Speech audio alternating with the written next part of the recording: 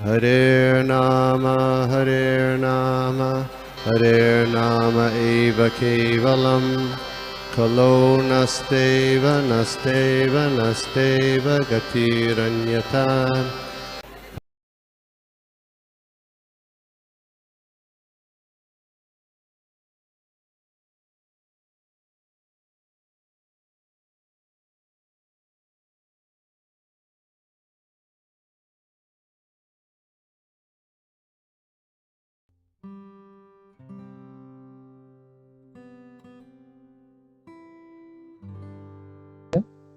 तर आज आपण पाहणार आहोत भगवद्गीतेचा 4था अध्याय, श्लोक नंबर 16.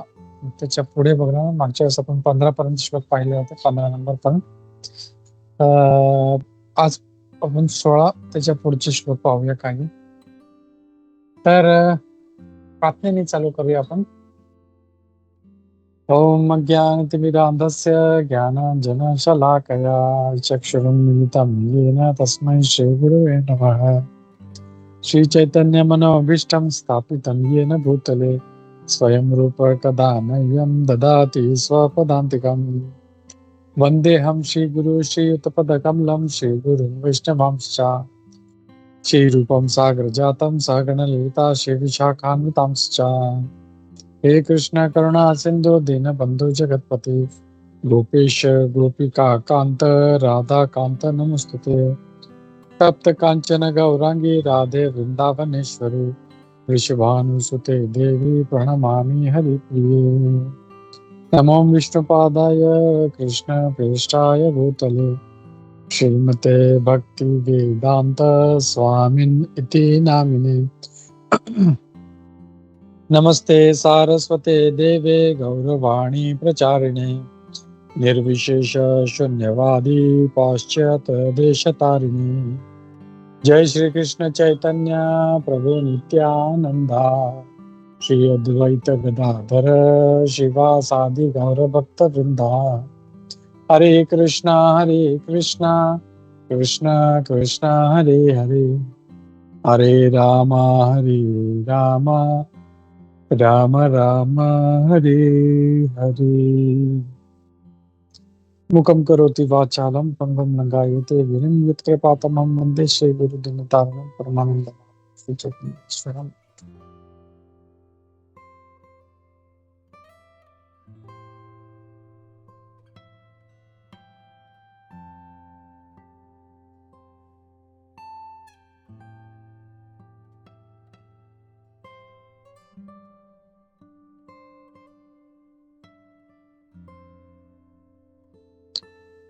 हरे कृष्णा. तर आपण पाहूया श्लोक नंबर 16. मी शेअर करतो श्लोक. एक मिनिट, मी एकदा श्लोक वाचतो. रिपीट करू शकता. किम कर्मेति किम अकर्मेति किम कर्म किम कर्मेति किम कर्म किम अकर्मेति किम कर्म किम अकर्मेति कव्योऽप्यत्र मोहिताः अप्यत्र मोहिता. कवयोऽप्यत्र मोहिताः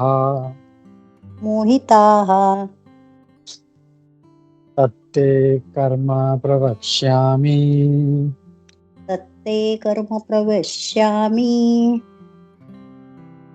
यज्ञात्वा मोक्षसे अशुभात्.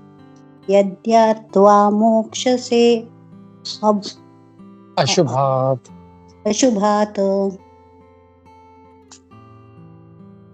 मी परत एकदा श्लोक म्हणतो. किम कर्म किम कर्मेति कवयोऽप्यत्र मोहिताः तत्ते कर्म प्रवक्ष्यामि यज्ञात्वा मोक्षसे अशुभात्. याचा अनुवाद वाचूया आपण.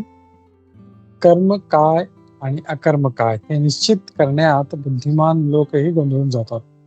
आता मी तुला कर्माचे वर्णन करतो, जे जाणल्यावर तू सर्व अशुभातून मुक्त होशील. तात्पर्य पण खूप छान आहे. तात्पर्य मी काही लाईन्स वाचतो, मग आपण पुढे पाहूया. तात्पर्य श्रीप्रभुपादद्वारे श्रीप्रभुपाद की जय. कृष्ण भावना भावित कर्म हे भक्तांच्या उदाहरणावरून करावयाचे असते. 15व्या श्लोकात याचे निर्देश केला आहे. असे कर्म स्वतंत्रपणे का करू नये या संबंधी पुढील श्लोकात स्पष्टीकरण देण्यात येईल. आता इथे श्री प्रभुपादजी काय सांगत आहे, कर्म हे भक्तांच्या उदाहरणावरून केलं पाहिजे. जसं बरेच वेळेस आपण ऐकतो की काही लोक म्हणतात मेरी कर्म ही मेरी पूजा है. म्हणजे मला काही पूजा करायची गरज नाही, मंदिरात जायची गरज नाही, मी माझं कर्म केलं, सगळं म्हणजे पूजासारखंच आहे. आणि कर्म काय करतात, ते ऑफिसात जातात, आपलं खान पान, त्यांना वाटतं हे सगळं कर्म आहे. पण इथे क्लिअरली सांगितलं आहे की इथं किम कर्म किम अकर्मेती कव्य अप्यत्र मोहिता. आता इथं भगवान कृष्ण स्वतः काय सांगत आहेत ते आपल्याला समजण्याचा प्रयास केला पाहिजे. की भगवान सांगतात की किम कर्म, कर्म काय आहे, अकर्म काय आहे, कवयव म्हणजे जे खूप बुद्धिमान हुशार लोक आहेत ते पण मोहित होतात. त्यांना पण समजत नाही अरे कर्म काय आहे, अकर्म काय आहे.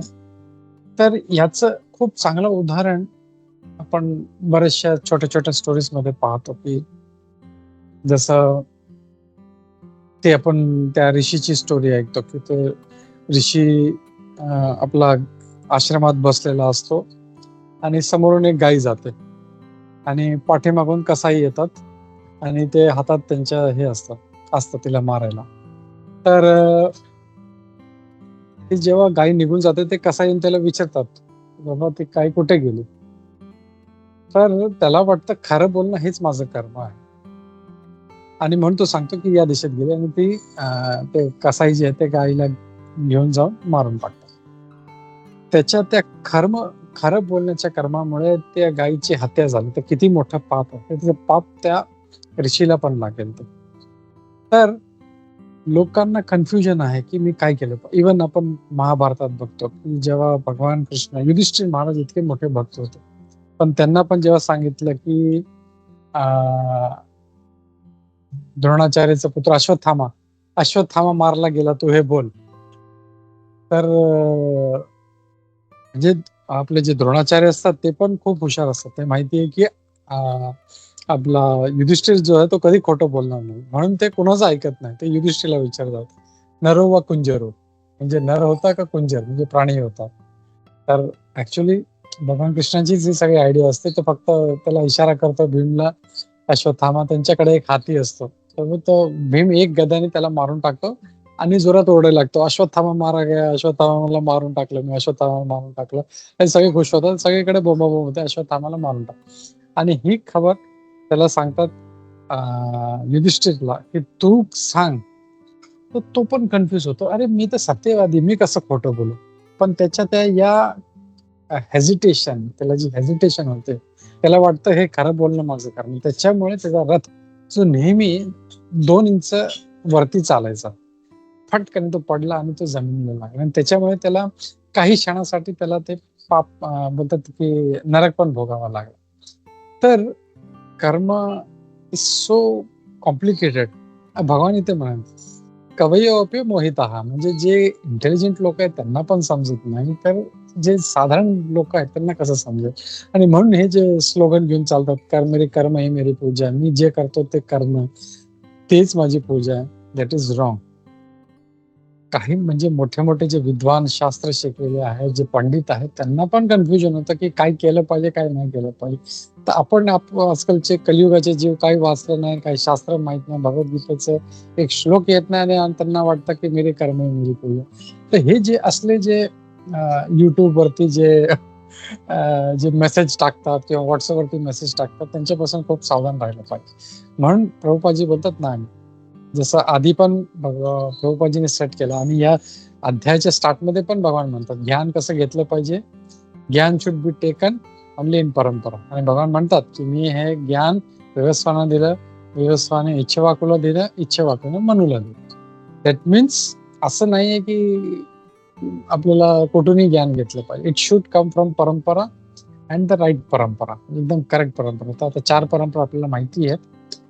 ब्रह्म संप्रदाय, श्री संप्रदाय, रुद्र संप्रदाय आणि कुमार संप्रदाय. यातून कुठेही आपण जॉईन करू शकता. म्हणजे हे आपले फेमस 4 युनिव्हर्सिटीज आहे स्पिरिच्युअल स्टडीजचे, ते कुठेही जॉईन करू शकता. आणि ते पण आजकालचे हे जे बाबा आणि हे त्याचे जे मागे लागतात, दॅट शुड नॉट हॅपन. तर इथे कवी अप्यत्र मोहिता, कवयी अपि मोहिता. तर कर्म काय की अकर्म काय आहे, that has to be clearly understood. हे भगवान हा मेसेज आपल्याला इकडे देत आहेत इकडे.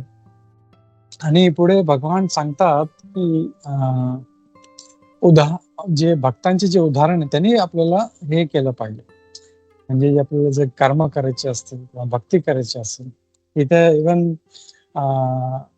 ह्याच्या आधीच्या श्लोकमध्ये जर आपण पाहिलं 15व्या श्लोकमध्ये भगवान म्हणतात, श्लोक नंबर 15, एक मिनिट का झालं म्हणजे एक मिनिट. हा, श्लोक नंबर 16. तर इथे काय सांगितलंय,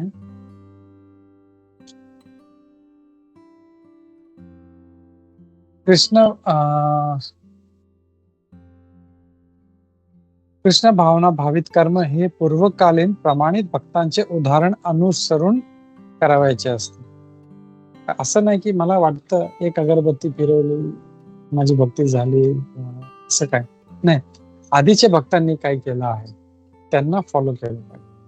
हे जे महाजन आहेत त्यांनी हा मार्ग ठरवलेला आहे की असं असं केलं पाहिजे. तर जे मेंटल कॉन्कॉक्शन आहे किंवा स्पेक्युलेशन आहे की मला जे वाटतं हे बरोबर आहे त्याच्याप्रमाणे भक्ती केली पाहिजे, नाही तसं नाही केलं. ऑलरेडी जसं आपण पाहतो की इव्हन शाळेमध्ये सिलेबस ठरलेला असतो. आता आपल्याला MBBS करायची असेल किंवा इंजिनिअरिंग करायची असेल तर मी आपल्या मनाचं काही करू शकत नाही. जो ऑलरेडी सिलेबस ठरलेला आहे तो सिलेबस जो आहे तो आपले महाजन आहे त्यांनी ठरवलेला आहे, तर तोच फॉलो केला पाहिजे हे इथे सांगितलेलं आहे या श्लोकामध्ये. मग पुढे सांगतात, कृष्णा भावना भावित कर्म करण्यासाठी या अध्यायाच्या प्रारंभी सांगितल्याप्रमाणे मनुष्याने गुरु शिष्य परंपरेतील प्रमाणित व्यक्तींच्या आदेशानुसार आचरण केलं पाहिजे. जसं भगवान कृष्णाने सूर्याला दिल्या, विवस्वानाला, विवस्वाने, तर त्या परंपरेमध्ये ते घेतलं पाहिजे. ते भगवान इथे सांगत आहेत. प्रभुपादजी पण ते सांगत. मग ते पुढे म्हणतात की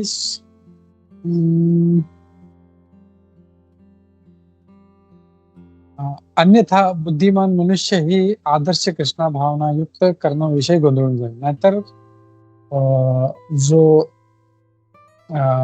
बुद्धिमान मनुष्य आहे तो पण कन्फ्युज होऊन जाईल. म्हणून आपल्याला काय केलं पाहिजे, फर्स्ट थिंग की आपले जे महाजन आहेत, ते जे पूर्वकालीन जे आचार्य आहेत, जे भक्त आहेत त्यांना फॉलो केलं पाहिजे.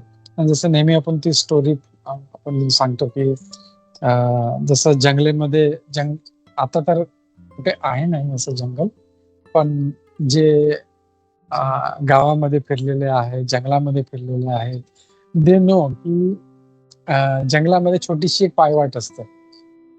तर लोक त्या पायवाटवरूनच चालतात. ते आपल्या मनाने नवीन रस्ता शोधत नाही की चला हा रस्ता आहे पण मला माझा रस्ता बनवायचा, मी इकडून जाईल. नाही, जी छोटीशी पायवाट त्याच्यावरती चाल, कारण तो माहिती आहे की लोक इथून गेलेली आहे, तर मला हाच फॉलो केला पाहिजे. ते हीच गोष्ट इथे सांगितलेली आहे इकडे. मग पुढे असं सांगितलं जाते की केवळ अपूर्ण प्रायोगिक ज्ञानाद्वारे धर्माचे मार्ग निश्चित करणे शक्य नाही. तर प्रयोग करून किंवा असं काहीतरी हे करून आपण हे भक्तीचा जो मार्ग आहे तो ठरू शकत नाही. त्याच्यासाठी काय केलं पाहिजे, जे डिसाइडेड आहे, जे फॉलो केलेलं आहे ऑलरेडी महाजन, ते केलं पाहिजे. मग पुढे सांगितलं आहे धर्म जे आहे ते फक्त भगवानच तो देतात. म्हणजे धर्माबद्दल पण लोकांना कन्फ्युजन असते. तर भगवान काय म्हणतात, धर्मम तू साक्षात भगवत प्रणीतम. भागवतामध्ये सांगितलंय की भगवानने जे सांगितलेलं आहे तेच धर्म आहे. भगवानने जे केलं, जे जसं भगवान जे सांगतात, त्यांचे जे उपदेश आहे, जसं वेद वाक्य आहे, भगवद्गीता, तेच जे आहे धर्म आहे. मग त्याला कोणी नवीन धर्म असं स्थापित करू शकत नाही. म्हणजे काही जे आहेत आपलं मनगडत, आपलं काल्पनिक एक धर्म काढतात. जसं आपल्याला माहिती असेल, जेव्हा अकबर होता त्याने काहीतरी आईने अकबरी म्हणून असं काहीतरी त्यांनी एक धर्म काढला होता की हिंदू, मुस्लिम, शीख, इसाई सर्व मिळून ते एक धर्म फॉलो करा. तर असं धर्म असं नाही चालत. तर धर्म जो आहे it is never concocted or never it is created. असं कधी क्रिएट होत नाही. आणि म्हणून आपला जो धर्म आहे, जसं लोक म्हणतात ते सनातन धर्म म्हणतात. असं नाही की कुठल्या काळात कोणी ऋषीने लिहिलं की हा धर्म आहे असं केलं पाहिजे. नाही, इट इज सनातन, इट इज एटर्नल, शाश्वत आहे. तो आपण फक्त फॉलो करतो. म्हणून आपण म्हणतो आपण सनातनी आहे. हिंदू पण म्हणत नाही आपण. हिंदू का म्हणत नाही? का हिंदू हा जो शब्द आहे तो पण आपल्याला बाहेरच्या लोकांनी आपल्याला दिलेला आहे. It is not an Vedic word. जे बाहेरचे लोक होते त्यांना सिंधू म्हणता येत नव्हतं, सिंधू नदीच्या पलीकडचे. ते म्हणून ते हिंदू हिंदू म्हणायचे. तर ते सिंधूचं हिंदू झालं ते. सो आपण जे आहे ते सनातनी आहोत आणि ते सनातन धर्म आपल्याला पालन केलं पाहिजे. मग इथे पुढे सांगितलं आहे की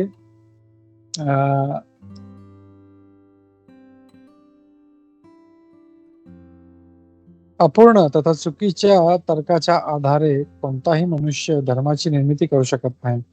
मनुष्याने ब्रह्मदेव, शिव, नारद, मनु, चतुष्कुमार, कपिल, प्रल्हाद, भीष्म, शुकदेव गोस्वामी, यमराज, जनक आणि बळी महाराज यांच्यासारखे महाजनांचे पदचिन्हाचे अनुसरण केले पाहिजे.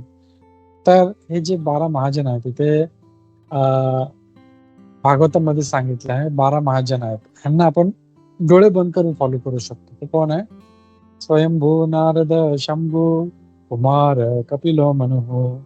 तर असं तो हे जे 12 जे लोक आहेत, जिथे प्रभुपाद जिथे नावं देत आहेत, ब्रह्मदेव, शिवजी, नारद मुनी, मनु महाराज, चतुष्कुमार, कपिल, प्रल्हाद महाराज, भीष्मदेव, शुकदेव गोस्वामी, यमराज पण हे मोठे धर्माचे पालन करणार आहेत. आणि म्हणून त्यांना एक तो पोर्टफोलिओ दिलाय की बाबा तू सगळ्यांचा लेखाजोखा तो बघायचा, ते कर्मांचा हिशेब ठेवायचा.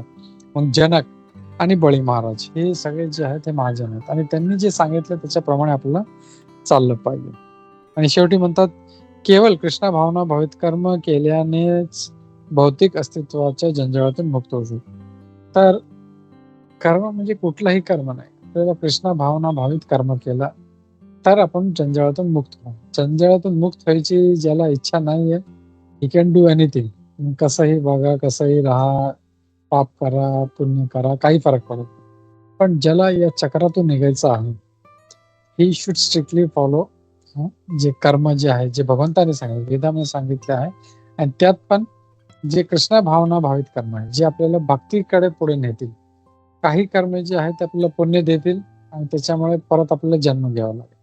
पण अशी कर्म केली पाहिजे जी आपल्याला भक्ती देतील आणि या आपल्याला भवसागरातून आपल्याला काढतील. तर हा होता श्लोक नंबर 16. आपण श्लोक नंबर 17 पाहूया. श्लोक नंबर 17 मी शेअर करतो. श्लोक नंबर 17 रिपीट करायचं तर रिपीट करू शकता प्लीज. कर्मणो हि अपि बोधव्यम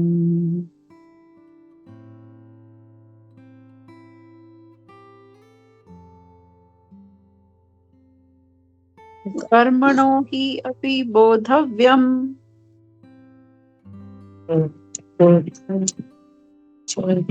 बोधव्यम च विकर्मणः बोधव्यं च विकर्मणः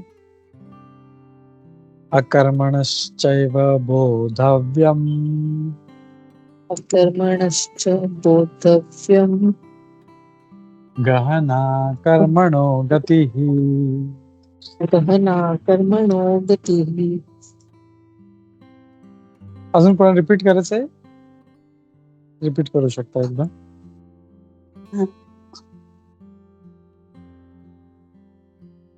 कर्मणो हि अपि बोधव्यम्. कर्मणो हि अपि बोधव्यम् बोधव्यं च विकर्मणः. बोधव्यं च विकर्मणः अकर्मणश्च बोधव्यम्. अकर्मणश्च बोद्धव्यम् गहना कर्मणो गतिः. गहना कर्मणो गतिः. Very good, thank you. मी परत एकदा पूर्ण श्लोक म्हणतो. कर्मणो हि अपि बोधव्यम् बोधव्यं च विकर्मणः. अकर्मणश्च बोधव्यम् गहना कर्मणो गतिः. त्याचा अनुवाद वाचूया. कर्मांच्या गुंतागुंती समजणे अत्यंत कठीण आहे, म्हणून मनुष्याने कर्म, विकर्म आणि अकर्म म्हणजे काय हे योग्य रीतीने जाणले पाहिजे. तर भगवान इथे काय सांगत आहे, म्हणजे असं हॅप हॅझर्डली नाही समजायचं. ओके, याचा अर्थ कर्म, याचा अर्थ विकर्म, याचा अर्थ अकर्म, असं नाही. म्हणजे खूप योग्य रीतीने आणि खूप बारकीमध्ये डिटेल्स मध्ये आपल्याला हे समजलं पाहिजे, हे इथे भगवान सांगत आहे. का? कर्मांच्या गुंतागुंती समजणे हे अत्यंत कठीण आहे. कर्म कसे एकमेकांशी गुंतले आहेत ते खूप कठीण आहे. हा एक माणूस दुसऱ्या माणसाशी कसा गुंतलेला आहे हे कोणी समजू शकत नाही. आता जे आपले फॅमिली मेंबर्स आहेत किंवा आपले आई वडील आहेत, आपली मुलं आहेत, इवन कुलीग्स, इवन जे नेबर्स आहेत, कुठे ना कुठे आपण मागच्या जन्मामध्ये कुठे ना कुठे आपलं काहीतरी कर्म त्यांच्याशी होतं, and that's why we are interconnected. तर इतके कॉम्प्लिकेटेड आहे ते की ते आपल्याला बिलकुल अजिबात समजणार. म्हणून मनुष्याने कर्म काय, विकर्म काय आणि अकर्म काय हे योग्यरीत्या समजलं पाहिजे. तर बेसिकली आपण पाहिलं होतं, कर्म म्हणजे जे भगवंताने सांगितलं आहे शास्त्रामध्ये ते, विकर्म म्हणजे जे सांगितलं आहे की जे नाही केलं पाहिजे ते विकर्म, आणि अकर्म म्हणजे जे कर्म आपल्याला या पाप आणि पुण्यातून सोडवते, म्हणजे भक्ती कार्यामध्ये लावते, ते त्याला अकर्म म्हटलं. तर इथे हे तिन्ही जे आहे आपल्याला खूप व्यवस्थित समजलं पाहिजे. आपण थोडस तात्पर्य वाचूया. तात्पर्य श्री प्रभुपादाद्वारे. भौतिक बंधनातून मुक्त होण्याबद्दल जर मनुष्य गंभीर असेल तर त्याने कर्म, अकर्म आणि विकर्म यातील भेद जाणला पाहिजे. जर मनुष्य सिरियस आहे नाही, तर आपण पाहतो किती लोक आहेत बाहेर, वेस्टर्न वर्ल्ड जाऊ द्या किंवा दुसऱ्या कंट्रीज मध्ये जाऊ, आपल्या आजूबाजू आपल्या अवतीभोवती आपण किती लोक भेटतील ज्यांना कर्म, अकर्म, विकर्म काही घेणं देणं नाही. कोणी पाप करत आहे, कोणी कसंही, म्हणजे दे आर ऍक्टिंग लाईक, म्हणजे एकदम म्हणजे असामाजिक तत्वांवर चालतात ते. तर त्यांना काही घेणं देणं नाही, बिकॉज ते थिंक हे मनुष्य जन्म भेटलेला आहे, मला लेट मी एन्जॉय, परत जन्म भेटेल नाही भेटेल, कारण त्यांना शास्त्रांवर विश्वास नाही, त्यांना भगवंतांवर विश्वास नाही, आणि म्हणून ते पशुसारखे जगतात. खाओ पिओ मौज करो, बस संपलं. आणि ते असे हे जी फिलॉसॉफी आतापासून नाही, आपले फार आधी एक चार्वाक मुनी एक होते, खूप मोठे नास्तिक होते. ते पण काय म्हणतात, ऋणम कृत्वा घृतम पिबेत यावत जीवे सुखम जीवेत भस्मीभूतस्य देहस्य पुनः कुतः आगमन. तर ते काय म्हणतात की ऋणम कृत्वा घृतम पिबेत, म्हणजे घृत म्हणजे तूप. तर म्हणजे त्या काळात तूप हे एक खूप मोठी फॅसिलिटी, बेनिफिट. बोलता तुमच्याकडे नाहीये तर उधार घ्या. ऋणम कृत्वा घृतम पिबेत यावत जीवेत सुखत जीवेत. तर जोपर्यंत तुम्ही जगताय तुम्ही सुखाने जगा. भस्मीभूत असं देहाचं, एकदा तुमचा देहा म्हणजे जाळून टाकला तर पुन्हा आगमन भवेत हे कोणाला भरोसा आहे, आपण येणार नाही येणार. सो दिस शोज नास्तिक किंवा एथिस्ट मेंटॅलिटी. भगवानने जे सांगितलं आहे, पुनर्जन्म आहे, पाप आहे, पुण्य आहे, आपल्याला काय करायचं, लेट्स एन्जॉय. तर हे जे जी मेंटॅलिटी आहे ते आपल्याला अजून पाप करायला लावते. आणि आपण आता पाहत आहोत की कलियुगामध्ये असे पापी व्यक्ती अजून खूप वाढले आहेत आणि त्याच्यामुळे क्राईम वाढला आहे आणि त्याच्यामुळे किती जो आपला समाज आहे तो किती वाईट मार्गाने चाललेला आहे. त्याच्यासाठी वी हॅव टू फॉलो जे भगवंताने जे सांगितलं, भक्तांनी सांगितलं ते आपल्याला फॉलो केलं पाहिजे. त्यापासून निर्माण होणारे कर्मफळ आणि विकर्म यांचे स्वतः पृथक्करण करण्याचा प्रयत्न केला पाहिजे. कारण हा एक अत्यंत गहन विषय आहे आणि खूप गहन विषय आहे आणि खूप यावर विचार केला पाहिजे. म्हणजे भक्ती तर नंतरची गोष्ट आहे. ऍटलिस्ट जे मी कर्म करत आहे, whether it is good, it is bad, ते मला पुण्य देईल, पाप देईल, म्हणजे हाऊ इट इज, मला कुठे नेतोय, असं हे खूप गहन विषय. आणि त्याच्यानंतर मग तो जेव्हा या विषयावर तो विचार करेल, त्याच्या पुढे मग तो भक्तीकडे तो त्याचा कल वाढेल. कृष्ण भावना आणि त्यानुसार केले जाणारे कर्म जाणण्यासाठी त्याने स्वतः व भगवंत यातील संबंधाविषयी ज्ञान प्राप्त करणे आवश्यक आहे. तर त्याला जर जाणायचं असेल, कृष्ण भावना भाविक भक्ती केली कशी पाहिजे, तर त्याला पहिलं मी कोण, भगवान कोण, माझं त्यांचं नातं काय आहे हे आपल्याला समजलं पाहिजे. ते जर समजलं तर तो पुढे असे कार्य करत राहील, नाही तर तो आपलं पशुसारखं आपलं जगत राहील. So that is not going to lead in anywhere. परत तो या चक्रामध्ये फिरत राहील, परत पशु पक्षी कुत्रा मांजर काहीतरी, म्हणजे परत तो या चक्रामधून कधी निघणार नाही. परत मनुष्य होईल, परत ते वाईट कर्म करेल, परत खाली जाईल. तर हे जे 84 लाख जे हे जे चक्र आहे त्यात तो फसून जाईल. आणि म्हणून बोलतात की मनुष्य जन्म इज व्हेरी व्हेरी इम्पॉर्टंट, खूप अमूल्य आहे आणि ह्यातच आपण भगवंताची भक्ती करू शकतो. तर इथे सांगितलं आहे की हा का शिकला पाहिजे, कारण हा खूप गहन विषय आहे आणि हाच विषय आपल्याला या भक्ती मार्गावर पुढे नेईल. आणि मग पुढे सांगितलं आहे की भगवद्गीता काय करते आपल्याला, एक मिनिट, त्याचं जे तात्पर्य आहे मी पुढे वाचतो.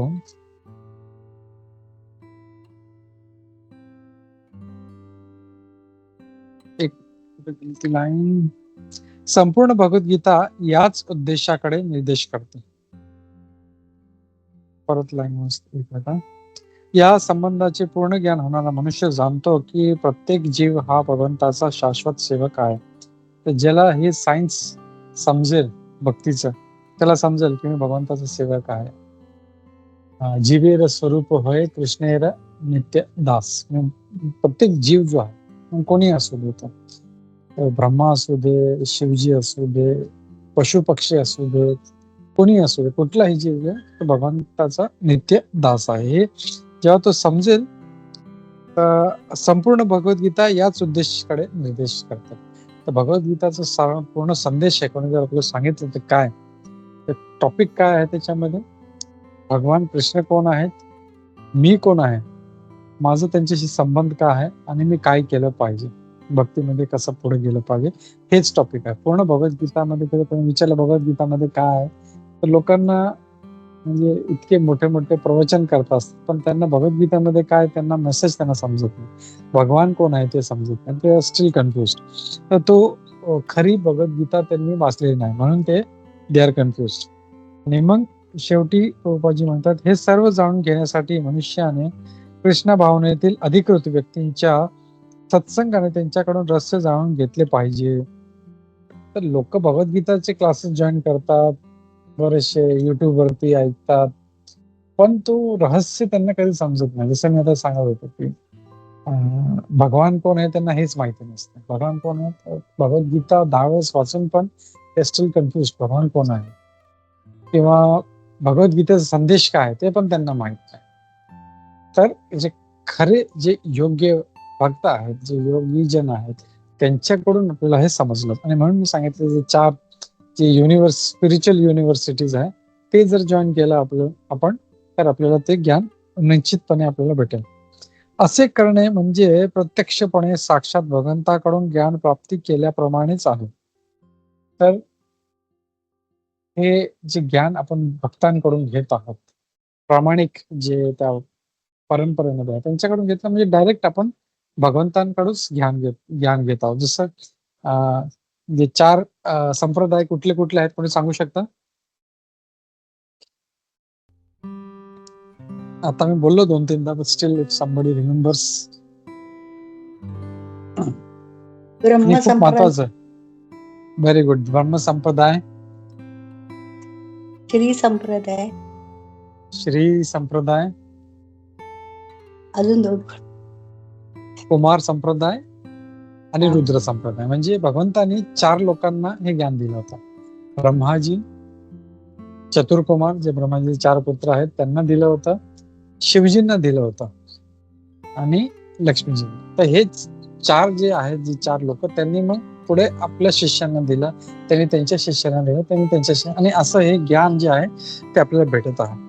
तर जसं प्रभुपादजी नेहमी म्हणतात की पोस्टमॅन जसं आहे ते जे पत्र आजकाल तर नाही, आजकाल ईमेल व्हॉट्सअप कटकन येते दाबलं की कुठेही पोहोचतं, पण जे पोस्टाचं जे उदाहरण आहे खूप एकदम परफेक्ट आहे की चिठ्ठी कुठूनही येऊ द्या, कितीही हजारो किलोमीटर लांब, त्यात मेसेजमध्ये कधी फरक येत नाही.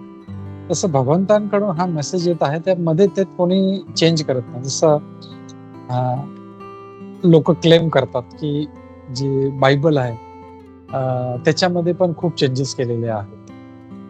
ओरिजिनल वर्सेस त्यांचे जे आहेत ते कुठले, ओरिजिनल स्टेटमेंट कुठला आहे, नंतर जो रोमन राजा होता त्याला ते वाढवायचं होतं ख्रिश्चॅनिटी म्हणून त्यांनी काहीतरी अजून टाकलं.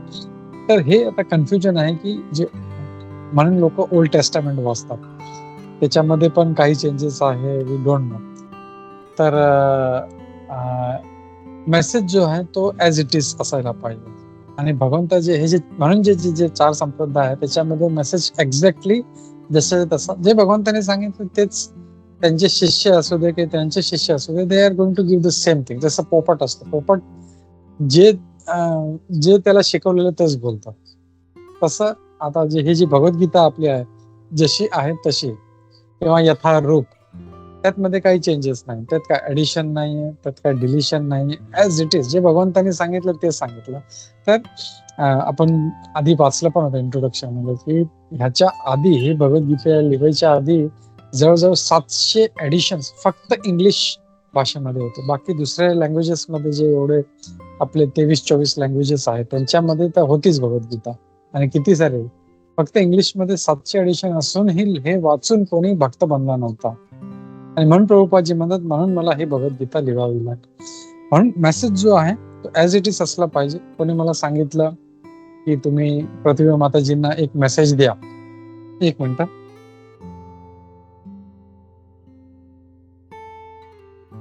प्रतिभा माताजींना एक मेसेज द्या असं, तर मी त्यात चेंज करू शकत नाही. जे मेसेज मला सांगितलं तोच दिला पाहिजे, त्यात मी काही ऍड करू शकत नाही, काही सबट्रॅक्ट करू शकत नाही. तसंच हे जे 4 संप्रदाय आहेत ते एक्झॅक्ट जो मेसेज आहे भगवंताचा तो आपल्याला देत आहे. आणि म्हणून हे जे 4 संप्रदाय आहेत हे प्रामाणिक मानले जातात. बाकी सगळे जे आहेत ते म्हणजे इट्स ऑल म्हणजे फेक, म्हणजे चांगलं म्हणजे प्रामाणिक नाही मानलं जात त्यांना. तर ते एक मेसेज इथे प्रभुपादजी आपल्याला इथे देत आहेत. आणि भगवान कृष्ण पण हे सांगत आहे आपल्याला की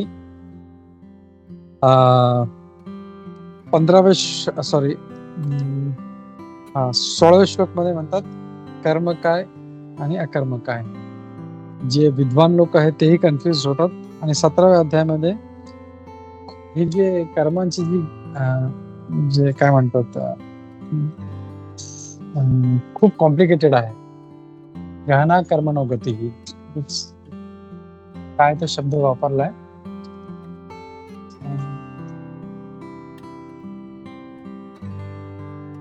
कर्मांच्या गुंतागुंती, म्हणजे इतकी हे जे जाळं आहे ते इतके कॉम्प्लिकेटेड आहे की कोणी समजू शकत नाही. आणि म्हणून आपल्याला काय केलं पाहिजे, आपल्याला भगवंताचे जे भक्त आहेत, जे प्रामाणिक परंपरेमध्ये येतात त्यांच्याकडे जाऊन आपल्याला हे ज्ञान घेतलं पाहिजे.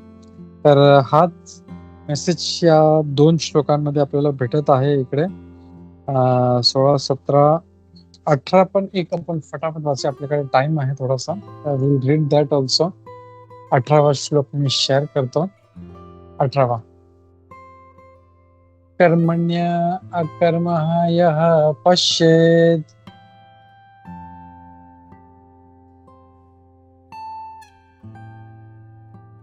कर्मण्य हरे कृष्ण. कर्म हरे कृष्ण. ओके, बोला माताजी. कर्मण्य अकर्मय्यः पश्येत् अकर्मणी च कर्म यः कर्मणि च कर्मणयः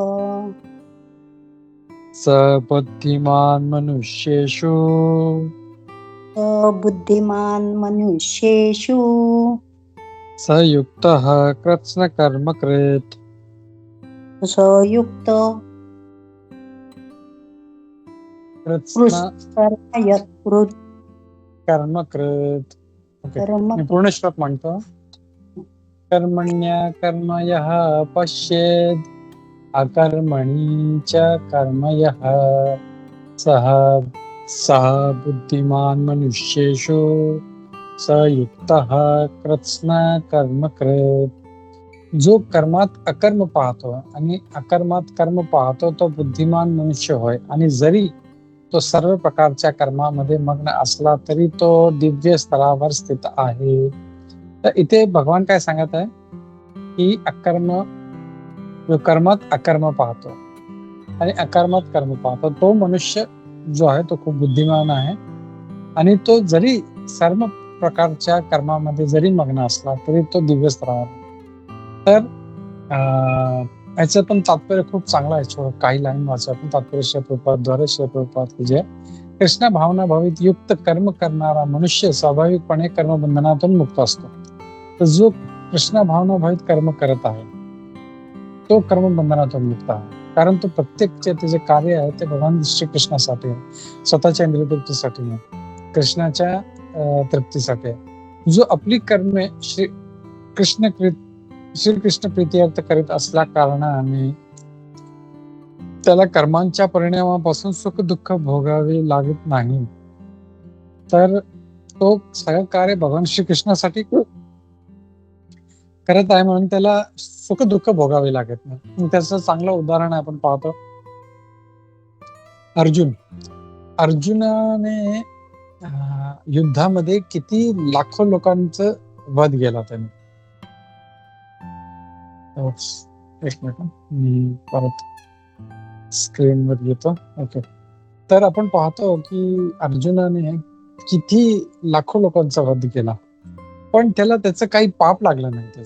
त्याने गुरुची हत्या केली, त्यांनी इतके साऱ्या लोकांना मारलं, पण त्याला काही पाप लागलं नाही. का?